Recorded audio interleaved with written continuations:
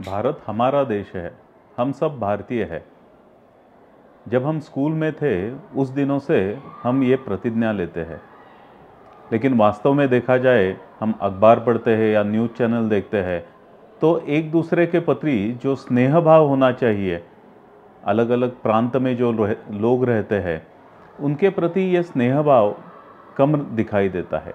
ऐसा क्यों है? क्योंकि हम एक दूसरे को जानते नहीं है। जब तक हम एक दूसरे को जानेंगे नहीं, पहचानेंगे नहीं, तब तक ये बंधुता कैसे देश में राष्ट्रीय एकात्मता की तरफ हम लेके जा सकते हैं। ये बंधुता या बंधुभाव निर्माण करने के लिए ही ज्ञान प्रबोधिनी ने ज्ञान सेतु की शुरुआत की। देश में जो विविधता है, भौगोलिक विविधता है, सांस्कृतिक विविधता है, हमारी प्रथा अलग है, परंपराएं अलग है, तो एक दूसरे को हमें जानना चाहिए। तो ये जानने के लिए हमें एक दूसरे से मिलना चाहिए और मिलने के बाद ही ये बंधुभाव या ये सेतु बंध हम तैयार कर सकते हैं। ऐसे अलग अलग प्रांतों के लोगों के साथ सेतु बंध तैयार करने के लिए प्रबोधिनी ने ज्ञान सेतु की शुरुआत की। In this particular department, Educational Activities Research Center, our main aim is to expand in Jnana Prabodhini's philosophy and processes of education. We work in various fields of various topics of education also. In Jnana Setu, we selected science as our tool because we have been visiting various parts of country with different culture, different socio-economic strata. So science is one thing which cannot distinguish between any culture and anyone. So we have been focusing on science, and obviously all these states, in all these states the schools doesn't have a science infrastructure, so they like all these science experiments very much. Students learn a lot from these science experiments also. See, in college days we learn from books, we learn in laboratories, we learn in library, but where we learn more is when we get various types of experiences. Now this program is becoming more and more popular because college students get experience because they travel across the country in different parts of India where the culture is entirely different from where the students come from, that is from Maharashtra. ज्ञान सेतु का काम करने के लिए जो राज्य हमने चुने हैं तो वो राज्य सीमावर्ती राज्य है, और सीमावर्ती राज्य, और मेनली हम ऐसा कहते हैं कि जहाँ पर एक्सपोजर नहीं मिलता तो उस राज्य में भी हम ऐसे ही दुर्गम एरिया में, यानी जहाँ पर बाकी कोई लोग पहुँचते नहीं है काम करने के लिए, वहाँ पर हमारे वॉलेंटियर्स जाकर वर्कशॉप लेते हैं। इतनी दूर दूर जाते हैं, कई बार तो उनको पैदल भी चलना पड़ता है, यानी पब्लिक ट्रांसपोर्ट भी अवेलेबल नहीं है, तो ऐसी जगह जाकर हम ये वर्कशॉप्स लेते हैं। ज्ञान सेतु में हम अरुणाचल प्रदेश, आसाम, मेघालय, मणिपुर, नागालैंड, झारखंड, छत्तीसगढ़, जम्मू और कश्मीर, इन राज्यों में काम करते हैं। ज्ञान सेतु प्रोजेक्ट में अगर किसी को सहभागी होना है तो उसके लिए एक प्रक्रिया है। उसमें सबसे पहले तो हम माउथ पब्लिसिटी करके या फिर सोशल मीडिया प्लेटफॉर्म पर पब्लिसिटी करके वॉलंटियर्स को अपील करते हैं। रजिस्ट्रेशन होने के बाद हम जो वॉलंटियर्स हैं तो उनके लिए एक ट्रेनिंग प्रोग्राम रखते हैं। उस ट्रेनिंग में क्या होता है, तो वहाँ पर जाकर आपको जो साइंस के वर्कशॉप लेने हैं उसका ट्रेनिंग दिया जाता है। जब हम वहाँ जाते हैं और बच्चों को साइंस एक्सपेरिमेंट सिखाते हैं, सो बिफोर दैट हम वर्कशॉप अटेंड करते हैं। ऐसे वर्कशॉप में हम खुद सीखते हैं कि कैसे एक्सपेरिमेंट बच्चों को बताना है और उससे क्या कंक्लूजन होगा। फिर वो ट्रेनिंग प्रोग्राम होने के बाद वॉलंटियर्स को पता चलता है एक्चुअल में हमें वहाँ पर जाकर क्या क्या करना है, कैसे करना है, वहाँ पर हमारा दिन कैसा होगा, ये साइंस वर्कशॉप के अलावा भी हमें क्या क्या करना है। तो ये सब चीज़ों की जानकारी होने के बाद वे अपने अपने गुट बनाते हैं। साधारणतः 10 का ग्रुप हम एक राज्य में एक जगह पर भेजते हैं।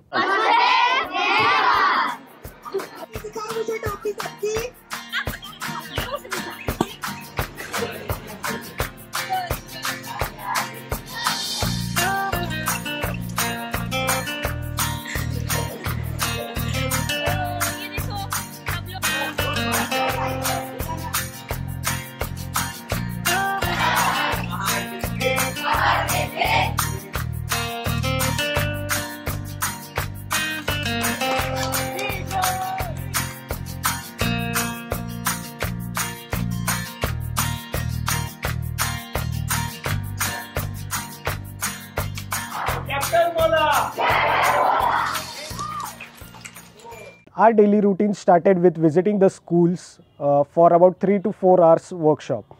In the workshop, we conducted science experiments along with games, songs and many other activities. But not just the songs and the games which we conducted. In return, we also saw the songs and the dance performed by the students in those schools, and that was really appreciating. Along with the science activities, we interacted with the local peoples there. We visited the markets. तो रोज़ 3 से 8 घूमते थे, वहाँ के अलग अलग मंदिर देखना, वहाँ के अलग अलग समाजों के लोगों से मिलना, उनके साथ कुछ गप्पे मारना, वहाँ के स्थानिक पुलिस ऑफिसर्स से मेनली बात करना। फिर हमारा एक सर्वे होता था। बेसिकली वो सर्वे वहाँ का कल्चर कैसा है, वहाँ लोग कैसे रहते हैं, क्या खाते हैं, उनका कल्चर क्या है, उनके त्यौहार कौन कौन से होते हैं, उन लोगों में और हम में क्या डिफरेंस है, उसका एक सर्वे लेते थे। और जब हम गांव में सर्वे के लिए जाते थे तब कोई भी ऐसा इंसान नहीं मिला कि उसने हमें इनकार किया हो। सब लोगों ने बहुत ही अच्छे से हमें ट्रीट किया जैसे कि हम उनके खुद के घर वाले हैं, और लोगों की हमें बहुत सारी मदद हुई। और जब हम पाठशाला में गए थे तो पाठशाला के जो छात्र थे उनका भी बहुत अच्छा पार्टिसिपेशन इस प्रोग्राम में था। बहुत सारे छात्र हमें सपोर्ट कर रहे थे और उनकी जो खुशी थी वो खुशी देखकर हमें बहुत आनंद होता था। We have seen many times the villagers appreciating us, and then we realize that the students tell at their home about the workshop, and these villagers appreciate us for our beautiful workshops we conduct at the school, and that's a really good way, I can say, connecting to these people. When we started or when we got to know about we are going to visit Chhattisgarh, so first thing strikes in our mind, that is fear, because oftenly we heard Chhattisgarh is related with Naxalism or Naxal prone area.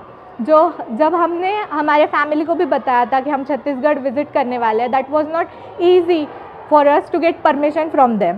तो हमारे दिल में एक discontent रहता है या फिर एक फियर रहता है कि छत्तीसगढ़ या फिर नॉर्थ ईस्टर्न स्टेट के जो लोग हैं they have discontent in their heart regarding India, but when we visited there we feel totally different scenario and totally different picture which reminds me the line कि कुछ बात है कि हस्ती मिटती नहीं हमारी, कुछ बात है कि हस्ती मिटती नहीं हमारी, सदियों रहा है दुश्मन दौरे जमा हमारा, सारे जहाँ से अच्छा हिंदुस्तान हमारा। वहाँ से आने के बाद फिर यहाँ पर सबकी फीडबैक मीटिंग होती है।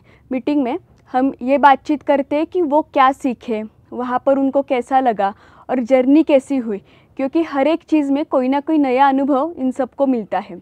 हर एक राज्य में हमारे एक एक लोकल होस्ट है।